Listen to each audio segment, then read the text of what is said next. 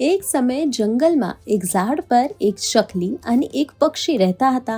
એક દિવસ બંને સાથે મળીને ઝાડ પર એક સુંદર માળો બનાવ્યો. થોડી વારમાં જ પક્ષીએ માળામાં ઈંડા મૂક્યા. જેમ જેમ સમય પસાર થતો ગયો, ચકલી અને પક્ષી ઈંડામાંથી બચ્ચા બહાર આવે તેની રાહ જોવા લાગ્યા. એક સમય જંગલમાં ખૂબ ગરમી હતી. બધા પ્રાણીઓ ગરમીથી પરેશાન થઈને ભટકતા હતા. પછી એક ગુસ્સે ભરાયેલો હાથી ત્યાં આવ્યો. તે ગરમીથી ત્રસ્ત થઈને અહીં તહીં ભટકતો હતો. કેટલીક જગ્યાએ તે મોટા વૃક્ષોને પોતાના થડથી પકડીને હલાવી રહ્યો હતો અને કેટલીક જગ્યાએ તે ઝાડીઓને પગ નીચે કચડી રહ્યો હતો.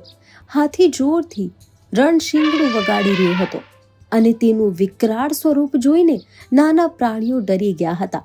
અચાનક હાથીએ તે ઝાડ પર પણ હુમલો કર્યો જેના પર ચકલી અને પક્ષીનો માળો હતો.